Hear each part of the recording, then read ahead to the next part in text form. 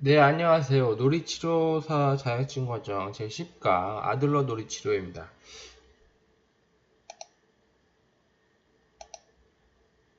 놀이치료란 무엇인가? 아들러 이론과 놀이치료부터 해서 아들러 놀이치료에 대한 설명을 해드리도록 하겠습니다. 아들러 이론이라고 하면 미움받은 용기라는 책을 통해서 우리나라에 많이 알려지기 시작을 했는데요. 놀이치료에 아들러 이론 기법을 적용한 것이 아들러 놀이치료입니다. 아들러 놀이치료 과정은 다음과 같은데요. 일단 아동과의 평등한 관계를 형성하는 것부터 시작을 합니다. 그 다음에 아동의 생활 양식을 탐색하게 되고요. 아동의 어려움에 대해서 개인의 내적 혹은 대인관계 부분들에 대한 가설들을 세우게 되고, 아동과 다른 사람의 관점에서 이런 가설들을 검증하는 과정들을 거치게 됩니다. 그 다음에 아동 및 아동에게 강하게 영향을 미치는 것들에 대해서 치료 계획을 세우게 되고요. 아동이 자기 자신, 세상 그리고 타인에 대해서 스스로 통찰을 얻고 새로운 결정을 내릴 수 있도록 돕는 과정을 거치게 됩니다.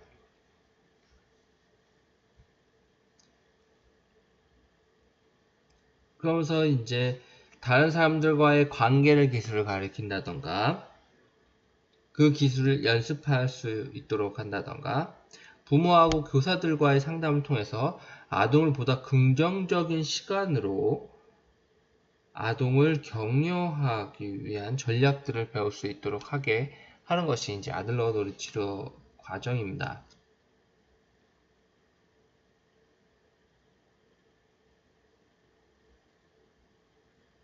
그래서 이제 아들러 놀이치료에서의 아동의 놀이는 은유를 가리키고 있고, 이러한 놀이를 통해서 의사소통할 수 있는 능력들을 향상시킬 수 있다 라고 이야기를 하고 있습니다.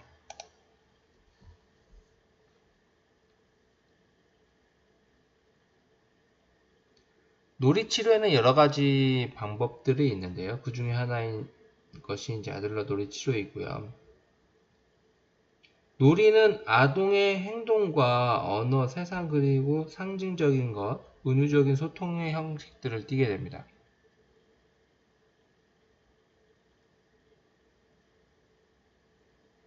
셰퍼와 듀르즈는 놀이치료적 힘이 다음과 같다고 이야기를 하는데요. 의사소통을 촉진시킨다. 정서적 건강을 증진시킨다. 사회적 관계를 확대시킨다. 개인의 힘을 키워준다 라고 하면서 놀이의 치료적 힘에 대해서 이야기를 하게 됩니다.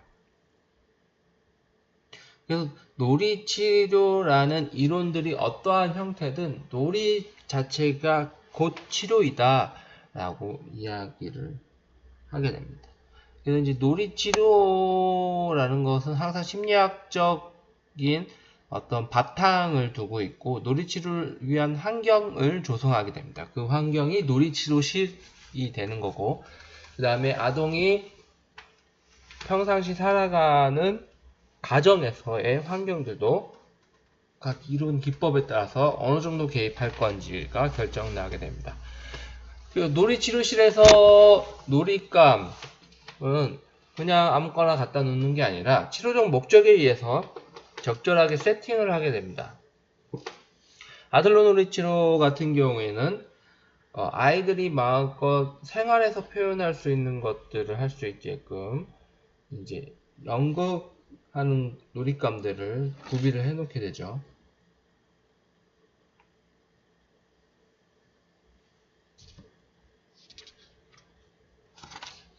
그래서 여러 다양한 놀이치료 기법들에 따라서 적합한 내담자 유형들, 아동들이 존재한다고 이야기를 하게 됩니다.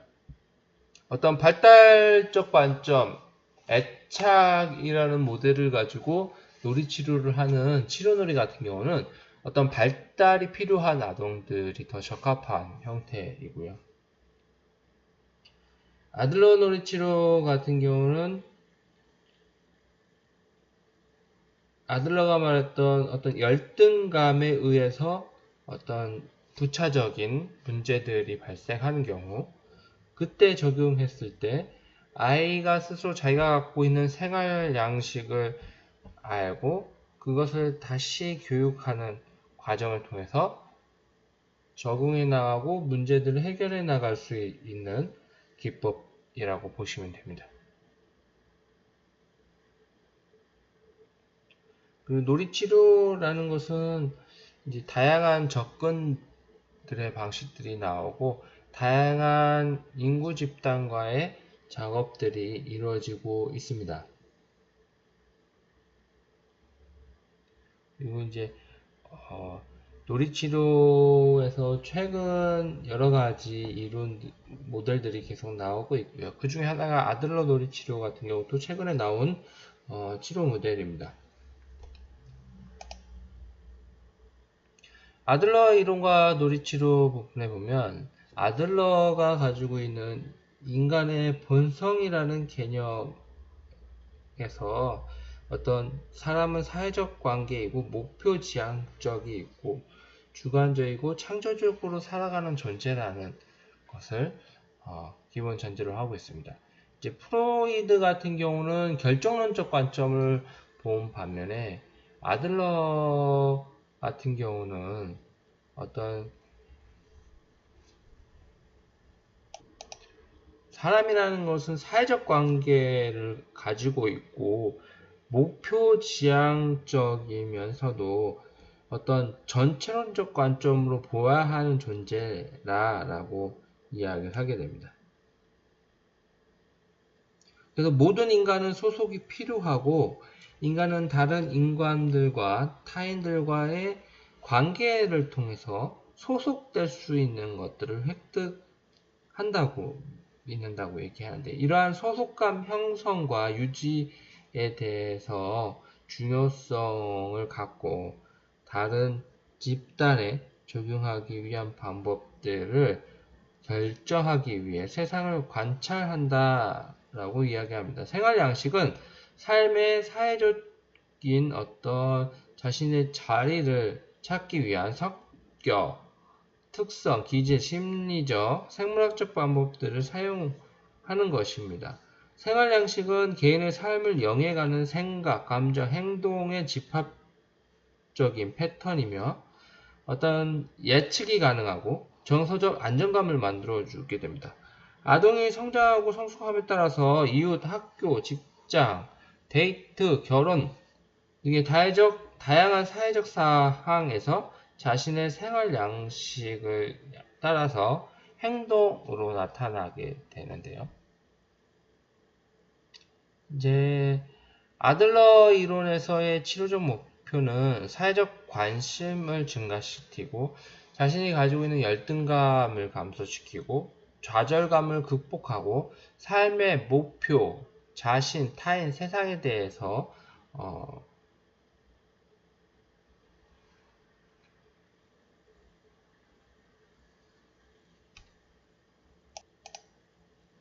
창조적인 존재로서 살아갈 수 있게 하는 것이 어떤 목표입니다. 그래서 아들러 이론에서는 이제 4단계 단계를 거치게 되는데요. 첫 번째 단계는 관계 형성하기입니다. 이 관계는 평등한 관계를 형성하는 것부터 시작을 하게 됩니다. 두 번째 단계는 생활 양식을 살펴보는 것입니다. 세 번째는 내담자가 자신의 생활 양식에 대해서 통찰을 얻도록 돕는 거고요. 마지막 단계에서는 재정향, 재교육하기 과정을 거치게 됩니다. 이건 이제 각 단계별로 상담자의 역할들이 좀 달라지는데요. 처음에 관계하기 형성 단계에서는 상담자는 비지시적인 자세를 유지하게 됩니다. 그래서 이제 생활 양식을 살펴보는 단계에서는 지시적인 모습으로 다음에 어떤 통찰을 얻고 하는 것은 파트너 관계의 자세를 갖게 되고요. 그 다음에 마지막 단계 제정향, 제교육 단계에서는 어떤 적극적인 교사의 모습의 자세를 가지게 됩니다. 하지만 이제 아들러 이론에서 여러 인종이나 문화적, 집단적 가치에 대해서 생각을 해야 된다라고 이야기를 합니다. 우리나라에서는 너무나 자연스러운 것이지만은 외국에서는 그게 너무 이상하게 되고 뭔가 문제가 있는 것처럼 보여주는 것들이 있는데요. 그런 것들이 이제 문화적 이해를 바탕을 둬야 될 필요가 있고, 이런 문화 역량에 대해서 계속 다른 이론들을 수정하고 개발할 필요가 있다. 그리고 이러한 가지고 있는 것들에 대해서 계속 점검해 보아야 될 것이 있다. 그렇게 볼 필요가 있다라고 이야기합니다. 이제 아들러의 목적론과 프로이드의 원인론에 대한 영상이 유튜브에 올라져 있는 게 있는데요. 한번 참고해서 보시고요. 그럼 무엇이 문제인가? 아들러 논리 치료사들은 아동의 중요한 CS, 잘못된 행동 목표, 그리고 성격 우선순위를 고려한다 라고 되어 있습니다. 여기 오타가 있습니다. 죄송합니다. 중요한 CS라는 것은 다른 사람과의 관계하고 있는 것, 스스로 돌볼 수 있는 능력, 다른 사람에게 가치 있게 여겨지는 것, 용기를 내는 것을 이야기를 하게 됩니다. 그래서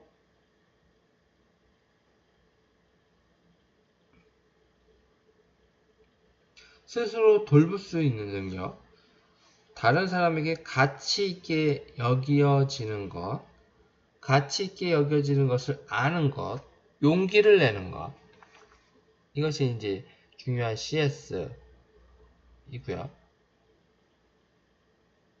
이제 아동들은 어떤 목표를 알아내기 위해서 이 놀이치료사는 아동의 감정과 행동, 아동의 상호작용하는 성인과의 감정 반응, 비판이나 벌을 경험했을 때 아동들의 변화에 대한 정보들을 알아야 될 필요가 있다라고 이야기를 하게 됩니다. 이제 아동들이 4가지 주요 영역에서 잘못된 행동의 목표를 갖게 된다고 얘기하는데요. 그것은 관심, 힘, 복수, 부적절함을 증명하기입니다. 그래서 이제 성인들한테 관심을 보이기 위해서 잘못된 행동에 대한 목표를 가진다던가, 힘을 보여주기 위해서, 복수를 하기 위해서, 아니면 부적절함을 증명하기 위해서 하는 것들을 가질 수 있다. 이제 그런 것들이 어떤 치료의 목표, 이 행동들에 대한 수정들이 치료의 목표가 될 수 있는 것이죠. 그다음에 성격 우선순위를 보게 됩니다. 쿠퍼는 생활 양식을 이해하는 데 도움이 되는 한 방법으로 성격의 우선순위라는 것을 개념화하는데요.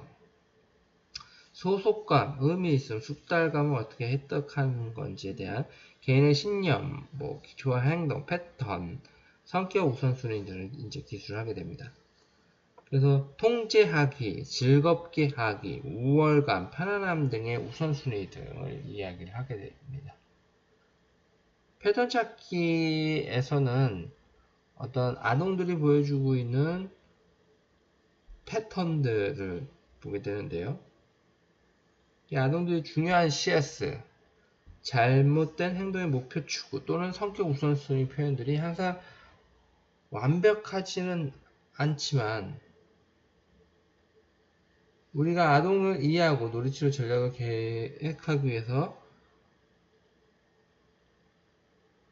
오히려 이러한 것들이 다소 오해의 소지가 될 수 있다. 놀이치료사는 이러한 개념을 종종 중복되고 빈번히 서로 잘 들어맞는 개념으로 유사하거나 중복된다는 걸 알아야 될 필요가 있고,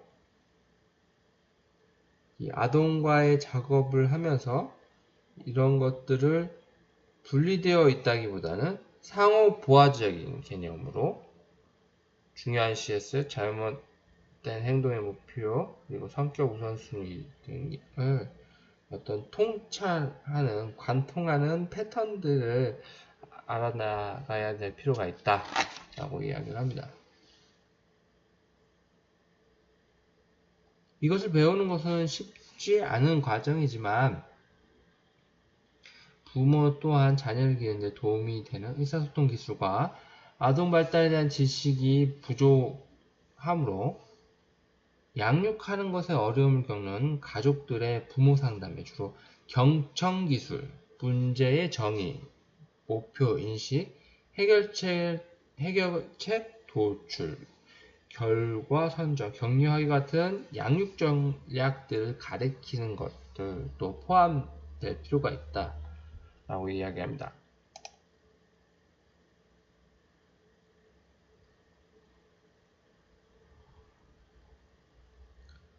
부모 참여는 아들러 놀이치료에서 매우 중요한 요소입니다. 아들러 놀이치료는 부모 참여 없이도 진행될 수 있지만은 부모가 이 과정에 적극적으로 참여하게 되면 더욱더 빠른 변화와 그 변화의 유지를 하는 데 도움이 됩니다.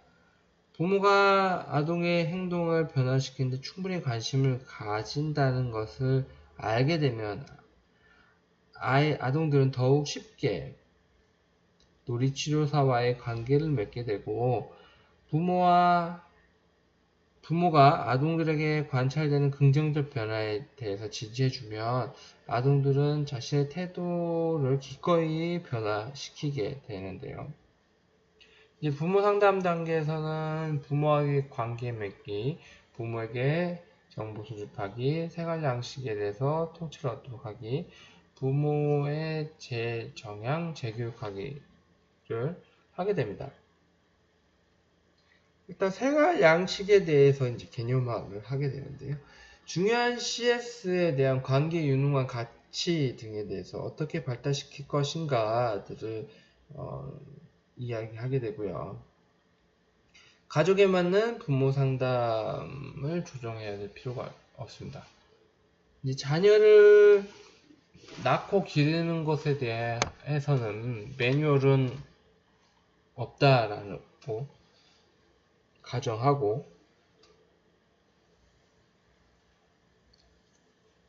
이러한 부모 양육 기술의 부족에 대한 어려움을 경험하지만 자녀를 낳고 기르는 것에 대해서 정확한 어떤 정답이 있는 것은 아닙니다.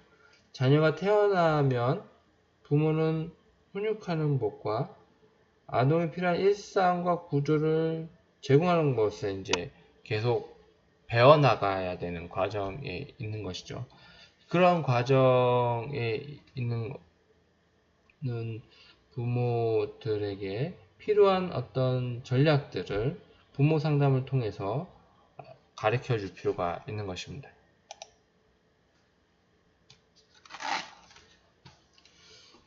이제 아들러 놀이치에서는 교사하고의 관계를 통해서도 놀이치료를 하게 이제 교사의 참여를 요구하게 되는데요. 근데 이때 어떤 놀이치료사가 교사가 가져야 되는 것에 대해서 침입을 하는 듯한 느낌을 한다던가 그렇게 뭔가 교사한테 이렇게 해서 저렇게 해서 가르쳐야 된다던가 그렇게 하면은 안 됩니다. 교사가 이제 가지고 있는 것들을 교사의 전문성을 그대로 인정을 하고 이제 놀이치료사는 다른 분야의 또 전문가이잖아요. 그 전문가의 협력적인 방식으로 이루어져야 되는 것이죠. 그래서 아들러 이론에서 보고 있는 생활 양식에 대한 정보들을 교사한테 제공을 해서 교사들이 학교 장면에서 아동을 지도할 때 도움이 될 수 있는 방식으로 교사와의 상담을 이루어져야 되는 것입니다.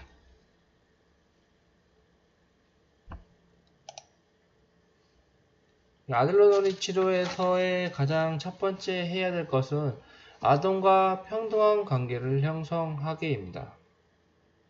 아동과의 첫 만남에서 아동이 관심을 끌 수 있게 이제 놀이실, 놀이방으로 안내를 해야 되고요. 그리고 놀이치료에 오게 된 거에 대해서 이 과정을 어떻게 생각하니 묻게 됩니다. 그런 다음에 이 놀이실에서는 놀이치료 과정을 어떻게 할 건지 이제 짧게 쉽게 설명해서 이제 구조화를 이루어 하게 되는데요.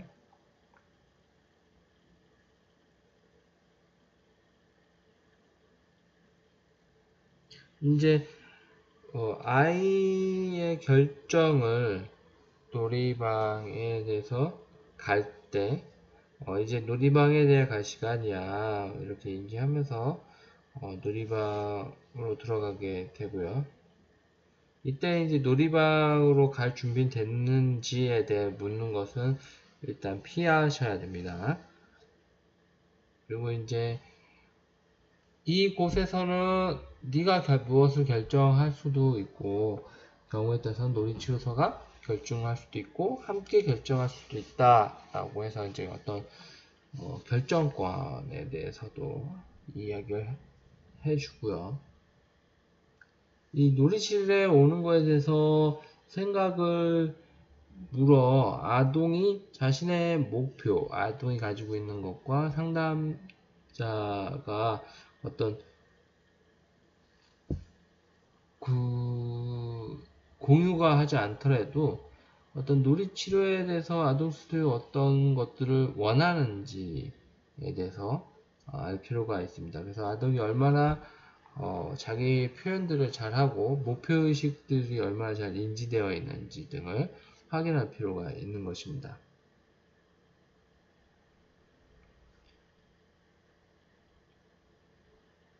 그리고 이제 마지막에 상담 과정에 대해서 쉽게 설명을 하게 되는데 이제 기본적인 사항들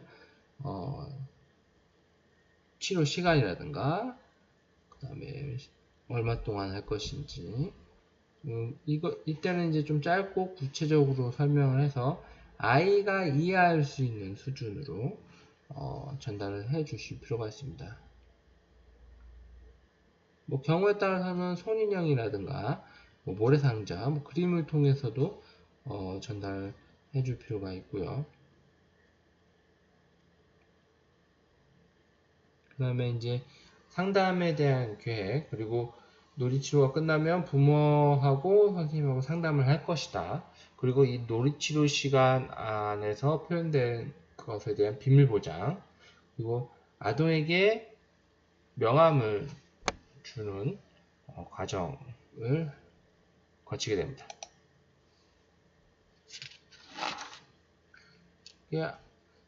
관계 형성하기 아들러 놀이치료 기법 중에 하나로 속삭이는 목소리 기법이 있습니다.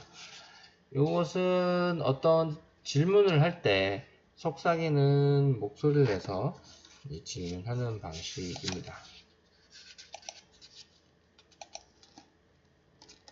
그리고 아들러 놀이치료에서는 놀이방을 정리를 시키는 것을 하고 있습니다. 그래서 이제 놀이 시간이 끝나기 5분 전에 이제 정리할 시간이다 라고 해서 이제 정리를 같이 하게 되고요. 만약에 정리를 거부하게 되면 아주 작은 거, 예를 들어서 앞에 있는 저 자동차는 네가 정리하자 라고 했는데 만약에 그걸 거부하게 되면 그러면 다음 시간에는 예를 들어서 타타 자동차라고 해봅시다. 타타 자동차를 지금 정리할 것인지 아니면은 정리를 안 하면 다음 놀이 시간에 이 타타 자동차는 못 갖고 논다. 둘 중에 하나 선택할 수 있다. 라고 제시해서 아동이 수용할 수 있는 수준에서의 어떤 제시로 아이가 자기 주도적으로 선택하고 그 선택에 대한 책임감을 지는 경험들을 할 수 있게 해주게 되는데요. 그렇다고 해서 아들러 놀이치료에서 항상 어떤 방 정리를 무조건 시켜야 된다 라는 절대적 규칙은 아닙니다. 경우에 따라서 치료 목적에서 아이가 경직적인 면이 많거나 좀 강박적인 행동들이 보이게 되면 오히려 정리를 안 시키는 것이 치료적 목적이 될 수가 있는 것이죠. 이제 격려하는 방법에서 무조건적인 수용을 보여줄 필요가 있고 아동의 능력에 대한 신뢰를 보여줄 필요가 있습니다. 이런 말들을 주로 사용하게 됩니다. 혼자서 그걸 알아냈구나. 우와, 해냈구나. 스스로를 정말 자랑스러워하는 것 같네. 어떻게 하는지 내가 결정할 수 있어. 그 고정집 장그릇 뭐를 배웠구나. 줄이 똑바르지 않아서 실망한 것처럼 보이네. 와, 스스로 할 수 없는 것이라고 생각했지만 그래도 시도해봤구나. 그 채를 모래로 채우려고 노력하는구나. 열심히 하고 있네. 내가 원하는 대로 되지 않을 때도 있고 그래도 괜찮아. 이런 말을 통해서 아이를 격려하게 됩니다. 이때 중요한 것은 아이의 행동에 대한 평가가 아니라 무조건적인 수용과 아이의 능력을 아이가 할 수 있다는 능력을 신뢰한다는 것을 보여줄 필요가 있는 것이죠.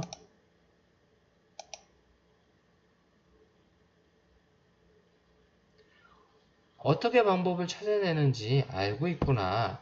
무엇을 하겠다고 결정하고 나면 쉽게 포기하지 않는구나. 그 탑을 만드는 것에 대해서 스스로 굉장히 자랑스러워하는 것 같네. 와, 모래상자를 가지고 무엇을 하고 싶은지 정확하게 알고 있구나. 와, 그림에 책을 칠했네. 재밌었겠다. 군인들을 다 주어서 쉬워 놓았네. 스스로를 자랑스러워한 것처럼 보이는데 모래 위에 물을 부으면서 재밌어하는 것 같네. 그걸 나에게 쏘거나 거울을 보면서 너 자신에게 쏘는 걸 재밌어하는구나. 행동하는 사람이 아닌 행동과 행동의 즐거움을 강조하면서 격려하실 필요가 있습니다. 그리고 완벽하지 않아도 된다라는 실패를 통해서 실패라는 것은 학습하는 과정 중에 자연스럽게 일어나는 일이라는 것을 아이에게 알려줄 필요가 있죠. 하지만 제한이 필요한 경우도 있습니다. 제한이 필요할 때는 다음과 같이 한계를 말하고 그렇다고 해서 아이의 어떤 감정들을 무조건 다 제한하는 게 아니라 감정은 허용해 줄 필요가 있죠. 빅슬러는 한계가 치료다라는 말을 좋아했는데요. 어떤 한계 설정은 항상 놀이치료에 존재하게 됩니다. 이때 아동하고의 힘겨루기의 형식이 아니라 어떤 치료적인 한계 설정을 해야 될 필요가 있고 아이들과의 관계를 향상시키기 위한 한계 설정을 하기 위해서 치료자는 항상 무엇을 제한할까, 언제 제한할까, 어떻게 제한할까 등의 고민을 하게 됩니다. 이제 감정은 수용해주고 행동은 제한하게 됩니다.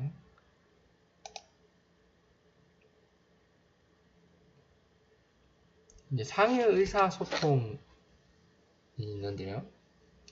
내가 너를 통제할 수 없다는 것을 나에게 알려주려고 하는구나. 내가 하겠다고 한 것을 지키는지 궁금해서 나를 시험해 보는구나. 내가 약속을 지키는지 잘 모르겠어. 나를 믿어도 되는지 보기 위해서 다트총을 쏘는구나. 모래에 물을 더 부으는 것은 노르시 규칙에 어긋난다는 내 말을 들었는지 모르겠네. 그 다음에 이제 해결책 만들기입니다. 망치로 거울을 치면 안 돼. 그리고 망치로 쳐도 괜찮은 다른 것을 내가 생각해낼 수 있을 거야. 다트총으로 나를 쏘는 건 놀이실 규칙에 어긋나. 그리고 놀이실에서 쏘아도 되는 다른 것들을 아마 생각해낼 수 있을 거야. 아기 인형은 놀이실에 놔두어야 해. 그리고 집으로 가져가도 되는 것, 그리고 집으로 가져가도 되도록 만들 수 있는 다른 것들을 생각해낼 수 있을 거야.